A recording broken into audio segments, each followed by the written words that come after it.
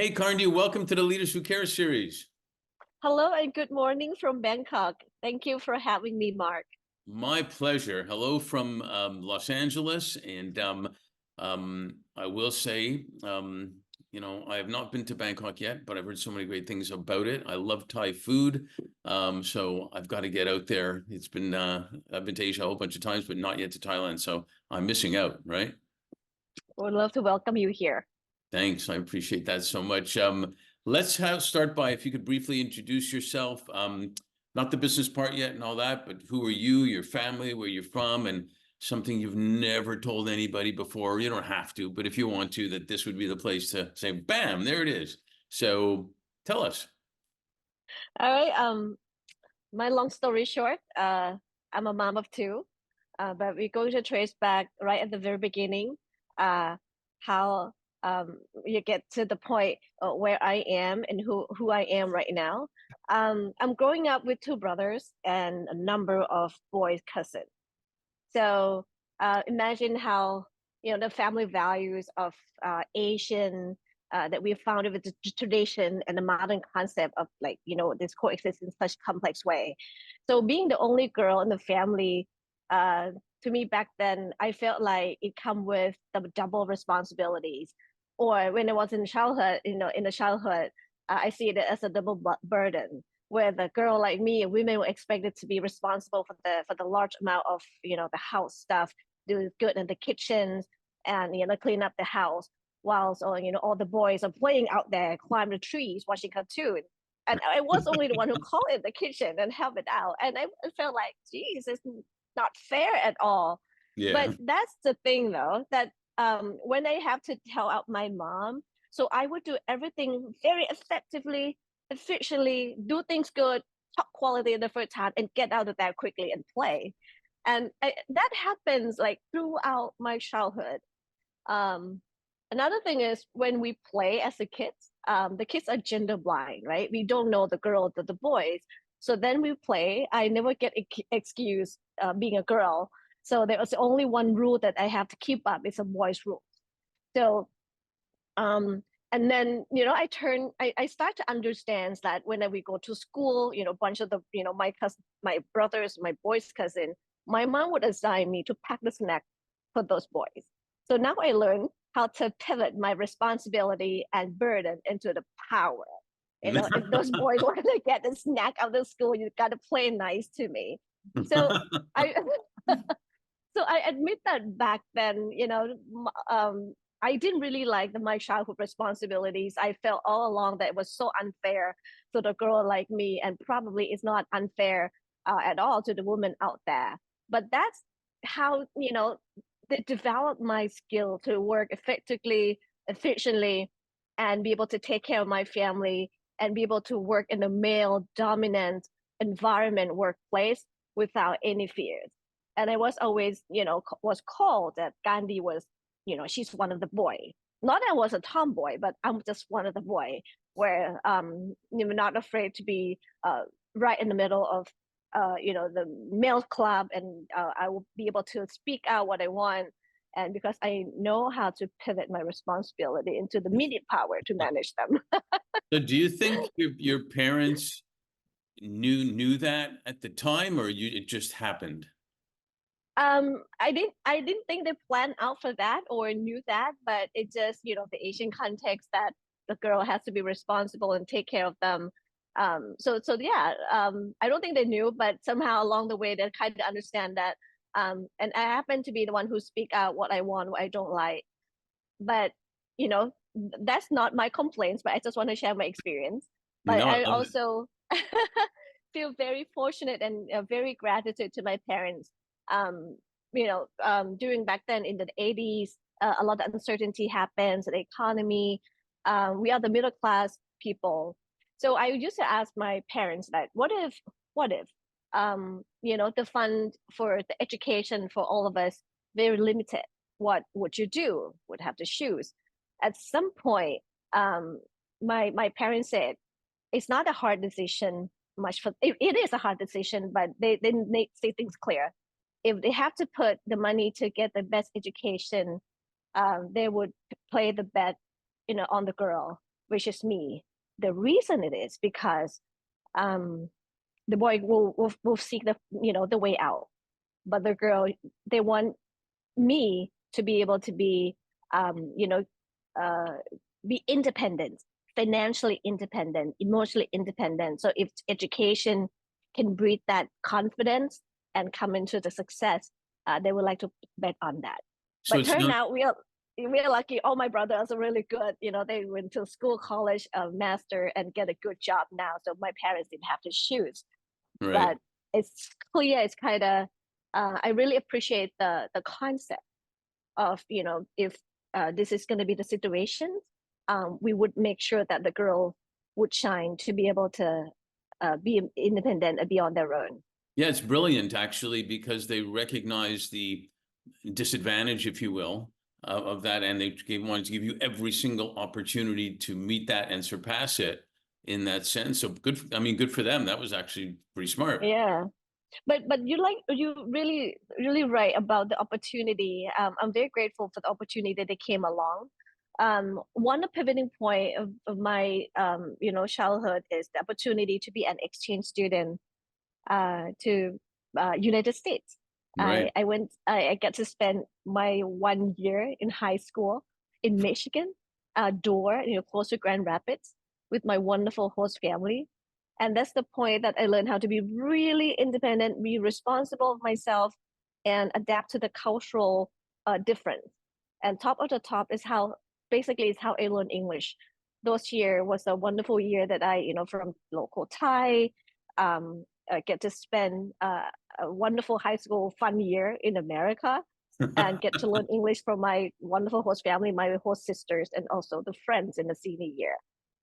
So that is another like a major tipping point for myself, that I gain more confidence. And English is it's a very important things back then, because not many people can be able to communicate fluently in English back then. So Right. that's kind of give me a jump start, to try out a whole lot more things after that.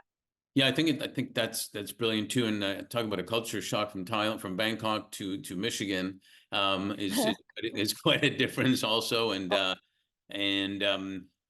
think just the experience you get.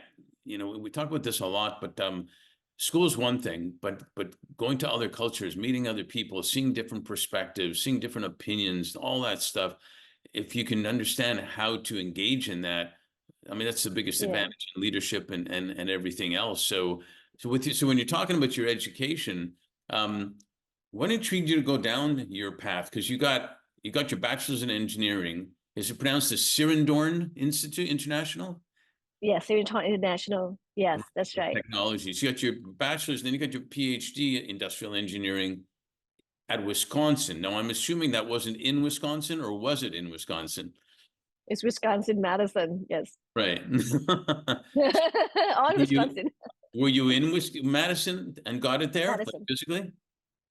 Yeah, I was well, I when I was in Michigan in high school, before I returned home, I get to do the campus tour a bit around the Midwest area. Not that I like snow so much, but I kind of fall in love with the Midwest. um, so I came back here to Thailand and complete my bachelor, and I know in my heart right there that I gotta go back to the United States to pursue my degree in bachelor. And lucky for me that UW accept me. I was so happy to be there, and I be there for like 6 years in Madison. So it's quite something that it become the culture of Midwest, the food and everything. Yeah, it's definitely a down to earth, um middle class, not everybody, but what they call you know heart of the soul, whatever, type of environment. I like you always say you don't love snow. You end up staying in snow from Michigan to For a long Wisconsin. time. It's very And now cool. and amazingly, now my daughter is going to school in UW Madison, like right now. She's Really cool. yeah, she's completing school soon, in the third year right now. That's awesome. Well, There I must be something about Madison. I don't know what this was it a boy? Was that it? Or was it Maybe um maybe the city. Yeah, no, I grew up in Montreal, and I've had plenty of snow in my life and in Canada and everything. And now the way I look at it is I can visit winter rather than live in winter. I think that's a better strategy for me. It's, But what it's a, a big difference. it's great though when you're really young, you can handle that even more, let's say, and those experiences live on in so many ways forever, Yes. in your people skills and just your gratitude for things that are out there and whatnot. And what intrigued you to go down the path of industrial engineering and engineering in general? I think it's my love of mathematics and physics. Again, grateful for my teacher professors back then in high school that really inspired me. I am a person who very lousy in art. Creativity, artistic, creativity side is not my thing. So I really enjoy systematics approach, how to manage things or design the systems. So that's how I explore the opportunity with industrial engineering.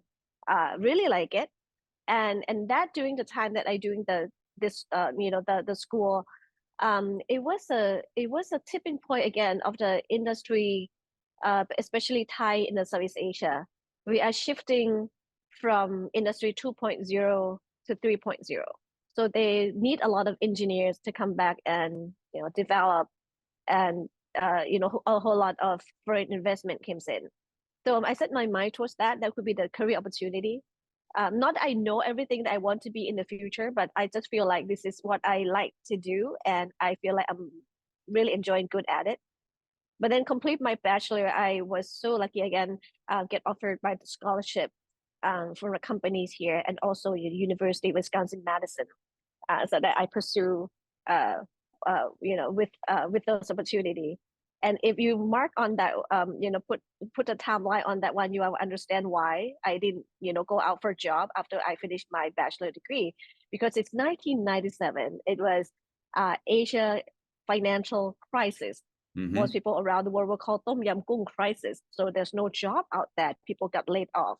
But I was a lucky one to get chosen to receive a scholarship to go to Madison. So I took it, didn't really think it any Super hard at smart, all. super smart. Yeah. Rather than being out of a job and nothing to do, take the education. That's good. I can see a thread though when you talked about when you were a kid and at home you had to be really effective and get the system and to get everything perfect. Da, da, da, and that's when it started apparently. This love of systematic, putting it right. So your parents, they might not have known all the stuff that they were doing there on purpose, but they sure put you in a position to get to that point. And maybe the scholarship helped them not have to, pay for all the boys too, I don't know. Maybe, yes. It didn't Uh, hurt. It but didn't hurt. but that's a good thing, something that I learned in school, somehow something that I told myself, that what I'm telling my daughter right now. We are so fortunate to receive this such opportunity. Do not forget to go do something else with, I call back then as a human, because when you work on engineering, it's machine or coding, Right. the algorithm, you don't deal with people. I found myself very enjoy doing the part-time job back then, not just only teaching assistant or research assistant, but I really enjoy being the cashier, or the student assistant to do the ice cream scoop, once in a while. Nice. uh, and to me it's just a wonderful experience, because you know what, when you go out to a restaurant, you get pissed off from the server because being slow. But if you at one point get that experience firsthand, you're not going to be angry at them at all, because they have to juggle a lot of things. So I learned to be passionate of, of other occupations or other people's responsibilities. So I keep telling my students, even though you are a 4.0 A plus students, what you need to do is your experience outside, be able to serve people, be able to help people. That's something that we really look out for, when I recruit my teams or giving the advice to the high school students. I think that's brilliant in two aspects. Number one, they see a different life and a lifestyle and the way things operate. And they also, it also like refreshes, I think, your mind to do something else and then come back to what you really do. I noticed that in sports a lot, where if someone's really good at a sport or even music or whatnot, and they're working on it to be like the highest level possible, doing another sport or playing even another instrument or something has the mind relax a little bit in that aspect, and then you come back actually refreshed to do what you do there. It's quite significant, and it's also interesting. I think Malcolm Gladwell said everybody has a story, and he said you don't have to go to another country or this to get great stories. He says, why don't you go to the cashier at the pharmacy and ask her what her story is, and she'll have one too. And so it made me think of that when you talked about the cashier, because everyone has something going on. Everyone has some value, and so I think that's great that you're teaching your kids that too. Moving on a little bit, we found that our firm Fifth Element, on the basis that leaders in organizations can always do better when they're also doing good in one way or another. And I noticed you clearly seem to be an early leader in that mode when you're the managing director of, now is it pronounced C? Well, it's collaboration for the See ASEAN. ASEAN, yeah. It's and the vision of the collaboration for the better of ASEAN's connectivity, right? Share with us how you did catalyze, because you were young at that point too. How did you catalyze the startup ecosystem in Thailand, and as I believe you wanted to do, connected the next generation to global opportunities. How did you manage to make that happen? Things about entrepreneurship, startups, and also connecting the future gens. I think that started the idea, the career before that, because once I complete my degrees, I came back home teaching in university for 13 years.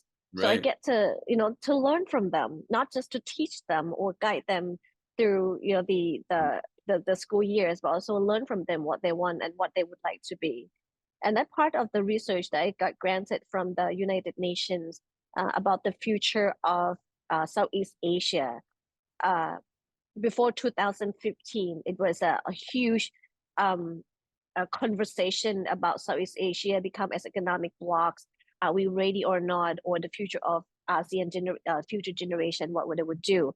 So start out from the research as a scenario planning, and then I got offered a job as a private sector to do this because we see the opportunity is right there.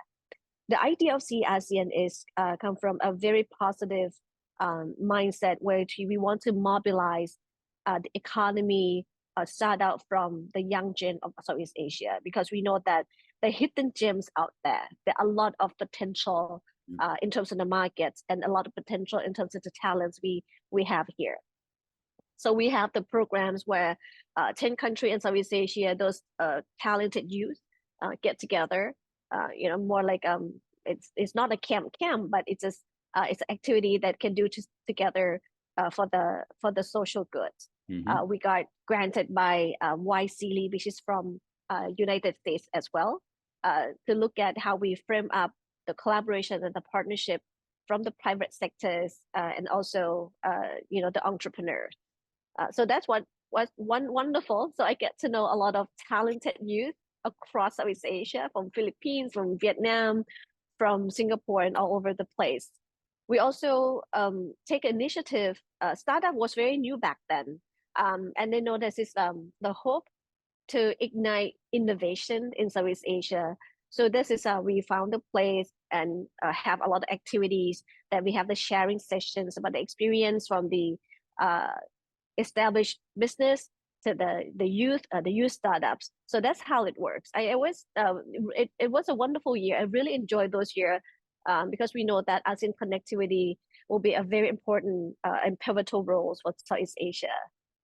Yeah, I think that's thanks for sharing that. It's so amazing. How much did that work influence your own personal vision, your knowledge, your relationships, basically as a foundation to the opportunities, which we'll talk about in a minute, but the opportunities that you ended up earning and you're currently involved in? How much influence did it have to now?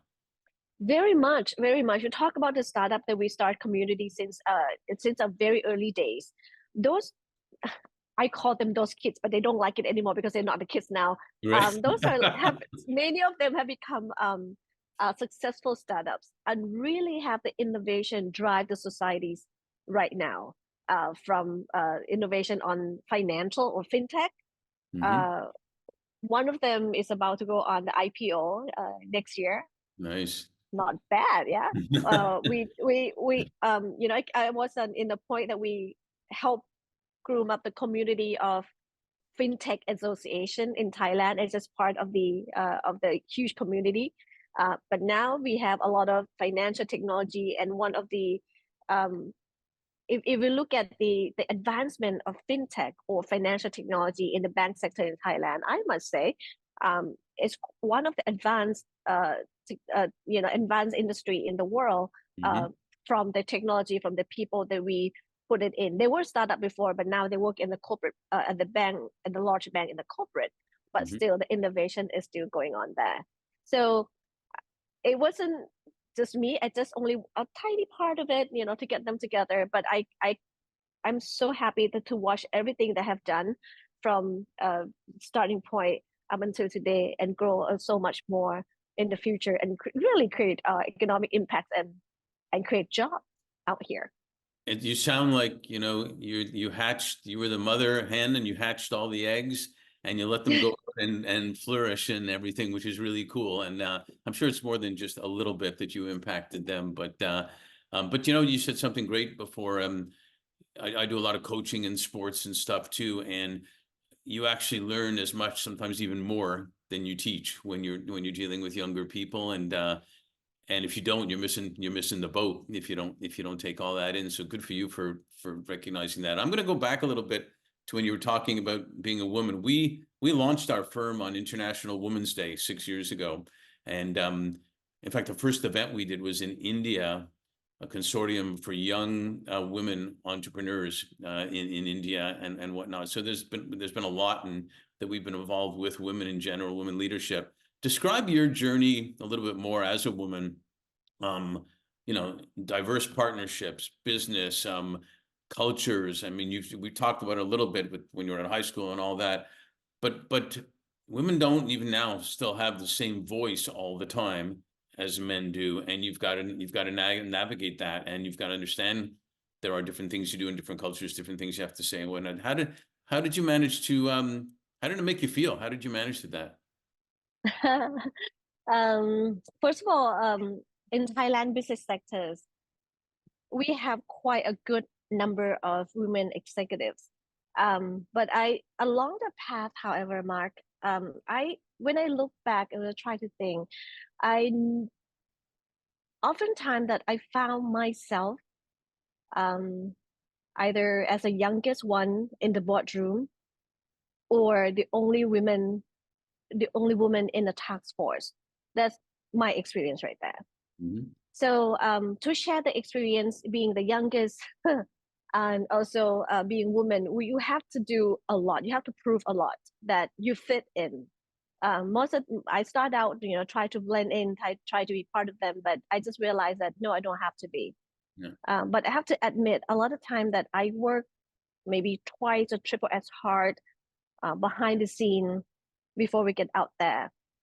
So it's all about the amount of effort that you really put in, and to prove out that you can contribute in the same in the same part as others.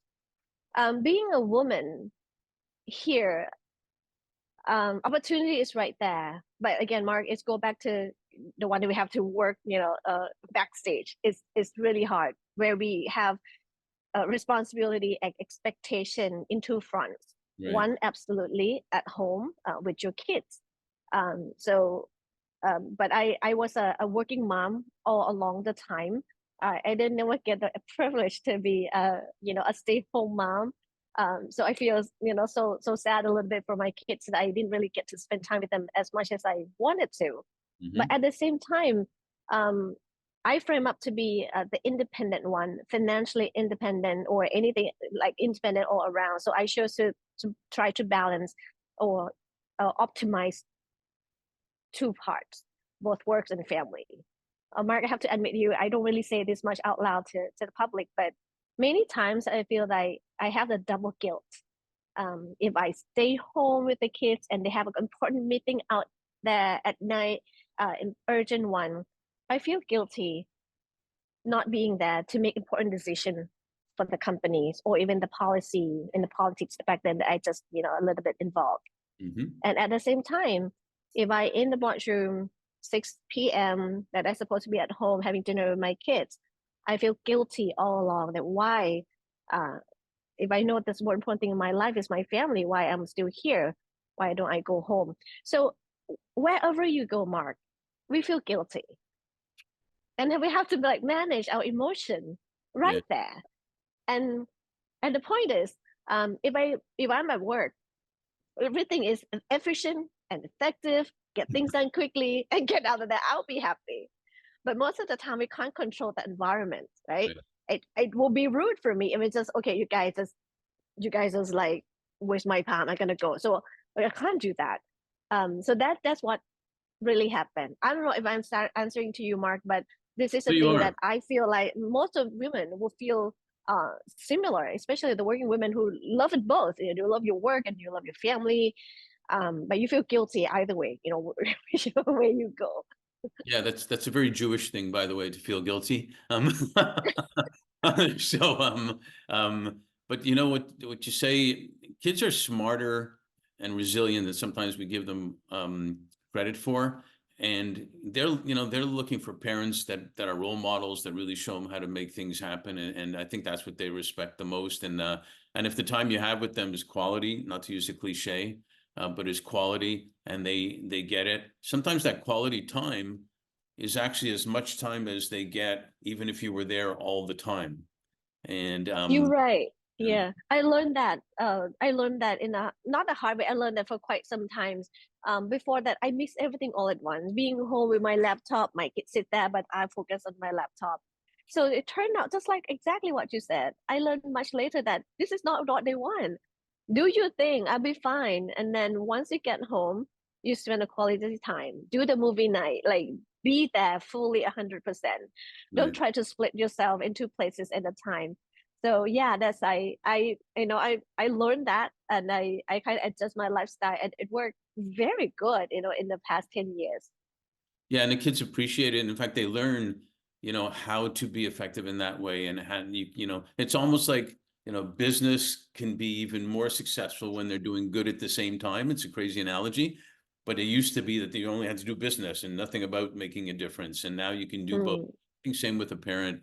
And there's no such thing as a perfect parent. And I think kids actually learn more if the parent's not perfect, because they realize that that's real life. And how do you forward from not being perfect? So sounds to me like you're doing a great job. So way to go, Mom. I'm pretty happy right now, and thanks to you as well. You make me feel very happy. Well, good. It's authentic. I mean, I had my kids when they were teenagers, got divorced, and the kids were with me. So it wasn't as bad. They were teenagers, and they don't want to spend all the time with you anyways when they're teenagers. So that makes it even easier. Um, I think kids know. Kids know how much you love them. They know how much you care. They know how much they know. So, and if they don't, just tell them to call me, and I'll talk to them. I would do that. So another. Another thing in my career, Mark, is I tried out a lot of stuff. Not that, but again, I was fortunate to given the opportunity to try out. Couple, I think it's like 10 to 15 years ago, perhaps. Um, I was offered to try it out being the new caster, on TV as a TV personality, Oh, and cool. that's something I like to share. Is when you are an engineer, you don't talk language, you talk codes, right? And you don't read much of the text. You read, mathematics equations. But that's something I admire my old self, that I take the challenge. Like, okay, everything I can do, I'll try. I try very hard, sitting there, do the news, analysis with a professional, so-called the Larry King of Thailand back then. It was a lot of pressure, a lot of pressure. Only 40 minutes time on the TV show live. I have to spend 6 hours prepare for that to keep, in the same part of the professional one right there. I didn't do it for long because I just got completely burned out. But again, even that I say, no more, I have to go, this is not I work, I don't like to be on the show, I don't like to be on the public. I'm a one true introvert person. But at least when I look back, Mark, it's like, it's good that I try. I learned everything in the hard way. And then when I look back, I said, okay, I know that I didn't like it, so I will move on. I don't clingy without, oh, what if I did that? What would be another opportunity I did that? So this is the lesson I always pass on to the university kids. What would be the life lesson that I would like to let them know? That try on everything, even though it's something that you don't know about. You're not the expert. The opportunity is there for you to learn. So it's all about the learning ability that you can adjust to grasp on the new thing. And to me, I think it's very important for these days when the technology changes so much that you can't clinging on, your old skill or the one that the degree that you graduated from. You just have to keep on learning and keep striving. Yeah, thank you for sharing that, because you don't want to do the what ifs, I would have tried this, or what if I would have tried that type of thing. Yeah. And you do learn. That's how you learn. You learn from that type of stuff. And you don't always learn from success. I know in sports, generally teams that win championships have lost one first, and then they realize what it took to win one. And the feeling to win it, it becomes more important when you've lost one before. So I mean, it's great advice. And you talked about, human before. The fourth industrial revolution is kind of recognized for technology, basically AI now for sure, and all that. But the fifth is really about humanity. And we try to focus on that a lot, combining impact and talent. I really, really respect, actually admire, all the things you're doing right now. You've got Future Tales Lab, you've got, MQDC, Magnolia Quality Development Corp, and you got all the group of companies, DTGO group of companies. I know you're utilizing all the things you've talked about, your education, your experiences and whatnot in engineering and venture capital to get a lot of this done. Tell us all you do. Tell us what those organizations do, and then tell us how you do it, basically. I am now leading Future Tales Lab, which is the foresight research lab under Magnolia Quality Development, MQDC. MQDC is a real estate. The I think I have to tell you why the real estate company would want to have their own research lab on future. The answer is clean and simple, because we are building cities, or we're building home, mixed use, and the cities. And our founder said, if we are going to build a city, the city cannot, just answer the user need only 5 or 10 years. We are talking about 2 to 3 generations ahead. Awesome. So it's very important to us to understand the future, what it's going to be, how people are going to move, how people are going to work in the future, what make them happy in the future. So that is this is a big why we have Future Tales Lab setting up, and happen to be a day-to-day job for our team, who have to search out from the signals, trends, and key drivers, and drafting out as an input for the firm's strategy, and also the concept stage of our property development from today and forward. So I think it's a very meaningful one. So when we do the Future Tales Lab, another thing that I really like about this company, and our founders are very kind. She said, well, the future belongs to everyone. So if anything that you need to alert the societies to make change to the positive impact, don't see it as a business secret or confidentiality, because this knowledge deserves to be the public one. So make it even more happy, because I am the research by background. I'm the academic by background. My job is to share out to make the people better. So this is practically aligned. So we do research and we do share our research. It's more like a day-to-day job, and we have been well received by the public here, and also the government bodies that they want to, for example, at one point they need to frame the policy or the roadmap for some initiatives. They would reference or invite us to be part of the input providers. So that makes us very proud that our research here, not just on the shelf, and look good on it and have our names on it, but it's actually changed the society as we speak. Yeah, I love that. I love that it seems to be a theme and a thread through everything you do, that fits the doing good and Mm. type of thing. So can you share more about all that? Yeah. What we do, Mark, is when we said that we're not trying to predict the future, we are trying to understand the future. Mhm. One of the main themes that we look at, the research actually started out in 2017. One of the main themes that worry us is the inequality, especially in Southeast Asia or in our home front. Inequality very high, where the rich will get richer, the poor get poorer. The the welfare of the government wouldn't be much helpful. It's helpful, but not much helpful. Yeah. Along the road, we have COVID, where the small business is can't really come back up, and but the large business still go on. Um, that's one point. Inequality, it'll keep in our mind and all the time. The second one is the aging, a super aged society. It happens around the world. Thailand is a aging society as we speak, and we are about to go to super aged societies. The difference between Thailand and many rich countries that we're still poor, but we're getting old.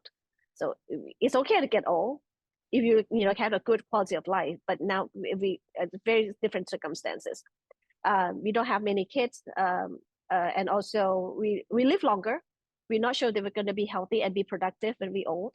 So we need to look at how we're going to tackle that pinpoint. We Mm. probably can't reverse that, but we can make it better.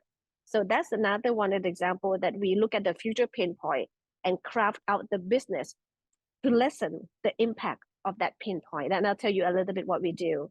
The third one is a climate change. We all in this together. We need to alert and we need to set the example. There's so many things that we explore, Mark, but to me, if I gonna put a long story short, this is three things that we are very worried and we take actions and in different ways. Um, let me show you inequality bit just a bit. We know that it's actually happening. So now we need to come up with another initiative. How we're gonna sway our societies. Maybe we can do by using the innovation, financial innovation, and the rise of digital asset. One of the initiative we are working on right now. Um, if you are a good person, but you are not rich, you are poor, being good should be a currency that you can create. You can do from your good sense. For example, if you do good, you donate your blood, you go help out and volunteers, help children, or spend time with the elders. You should get the point and the tokens, or what we call the privilege point. Now we have the name we call boon point. Moon With Point. the idea, boon point, boon in Thailand means it's a good deed that you do good stuff. You got boon is like karma, like Buddhism, sort of thing. That's Mhm. kind of cute. So if you look at it, it's like it's a loyalty program when you do good. It's not a loyalty program where you spend more. So in this sense, Awesome. you're gonna be rich, you'll be poor, doesn't matter. You gotta be good people. So that we are launching in a small scale right now to test out the system. We aim to push it out that if you're good people, you got the boon point. You should be able to use this to redeem your food, or anything that you like, or even better yet, if you like to buy a home and you don't have the collateral, but your boon point could be the collateral that can say, well, I'm not rich right now, but I'm a good person. But financially it's okay, but I just don't have credits. So let's do something like that. So that's an initiative that I like. I'm so excited because eventually we are in a capitalism world, but somehow we realize and recognize that this type of thing can help out close, not completely close, but at least give the opportunity for those people who can do good, can shine. It's Second is yeah, by I the way, think that one is so exciting. yeah, it's beautiful, and it goes back to what you were saying before of not forgetting about the human part and scooping ice cream or doing cashier stuff and things like that. Um, it's it's really awesome an idea when I and then we start to have a lot of partner to see this thing that we can change things around, and we see a whole lot more that money just cannot drive everything. we would help uplift those who are underprivileged, but they can be a good people in our society. And that helps the The second, community too. It helps the yeah, community also. yeah. So it's the second part where we look at the super age as a future pain point, and we try to formulate into the business to help lessen it. One of our property is what we call aspen tree. The idea is active aging. So we live long. We go back to how we design the property, that we stimulate the brain, so you can age, but you be active and you be happy. And at the same time, we're going to have some initiative from digital asset and virtual reality, that even the elder people don't do the job anymore, but they can access, or they can receive the income, the income from the virtual reality, the digital asset.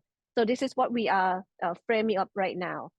In the property of the physical world, we're looking at a lifetime care when you start out with us from 50 years old and up. But somehow we work with insurance companies, and also how we develop the property to age actively and also have a very high quality of life. So that's also the brilliant idea of the PD for our PD team and our founders as well. That's awesome. That's awesome. There's some leaders who care in your organization for sure. I think that's make me very proud to be part of this organization, to be honest. The whole idea of MQDC is wanna make money to help children. So we know the purpose, not to make this just only the profit, because we know we make revenue to help out the children in the border area of Thailand, and then can get education. And that has been done since 30 years, Mark.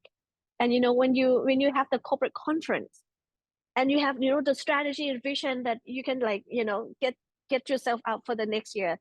And also we have the students who receive our scholarship from very very young, and up to the point that they start working, and make you so proud.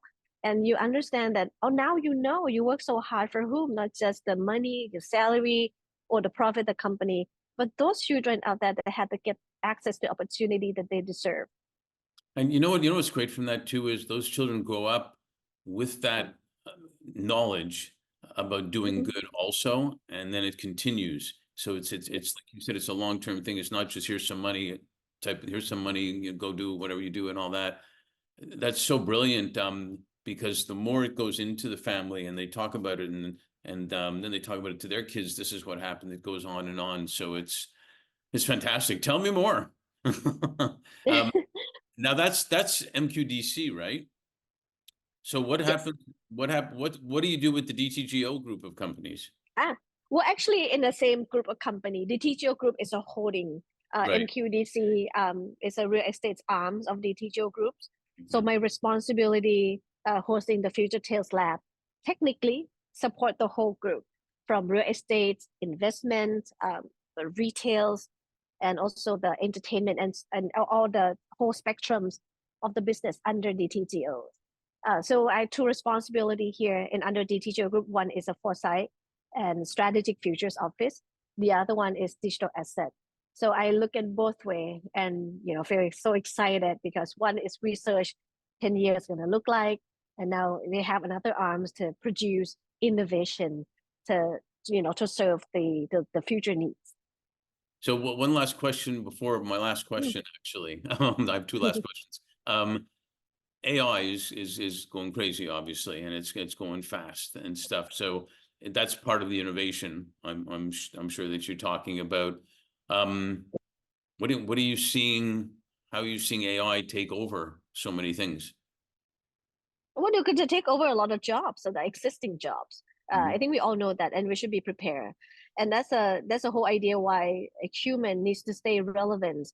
The idea of adaptability and ability to learn is the most important. But because at the same time, once the machine taking the job, they also create more meaningful job, more value, higher value jobs that we would like to update myself to be right there. So I'm a very open to the AI disruptions, and that I would like to everyone to join on to be ready for that. However, When we use the technology, we have to handle with care. AI disruption is not the same as the digital disruptions because AI, once we look into in the details, a lot of issue, come from justice, fairness, accountability, responsibility, or all the ethics issue is becoming something that I really concern. The the faster that we develop without looking at the ethical domains, the riskier it would be. And AI is capable to do so much more. I was in a AI for Good summit attending the conversation, and I feel like this is the stuff that all those experts around the world are completely worried about, and so should we. So we should utilize this technology with care. Don't be afraid of it, Right. but be mindful. Yeah. No, that's a brilliant answer. So last question, although I think, in LA, Los Angeles, we say that you got to leave them wanting more so you can have a sequel. So we may have to have a sequel or something. But last question I want to ask you on this is, with everything that's gone on, and now we're into 2024, now we had the pandemic and all the years have flown by. What are you most grateful for and what are you most hopeful for? Well, I'm grateful for the crisis during the COVID, so we know and we understand what we want much better than before. We have the realizations of the meaning of life and make us look at what is the core essence why we exist. And again, back to the point that it's very important to us to work towards not just yourself, but to help people around you because the society, if you are brilliant in the dead society, it's not going to help anyone. So Okay. that's what I'm hopeful for, to just realize that we all in this together. What I'm hopeful for, again, I looking at the challenges of technology or the climate crisis. I still hopeful that we would get together and our brilliant mind and tackle with these challenges with the technology and innovation in the future. So our future generation we can live in the world much better than when we found it. So I feel hopeful. That's awesome. Well, I tell you what, I'm both grateful and hopeful that you're a leader who cares at the same Thank time. you. Um, Thank you. and I do love the thread of humanity that you've had since a kid and how it's shown up in your life. And we need that so much more. And, you mentioned AI. Um, One of the things that's happening is what we used to call soft skills, which we've kind of changed that name to power skills now, because I think that's going to be more required than ever before. And you certainly have those too. So thank you so much for sharing on being on Leaders Who Care. Really appreciate it. Thank you, Mark. Thank you so much for having me.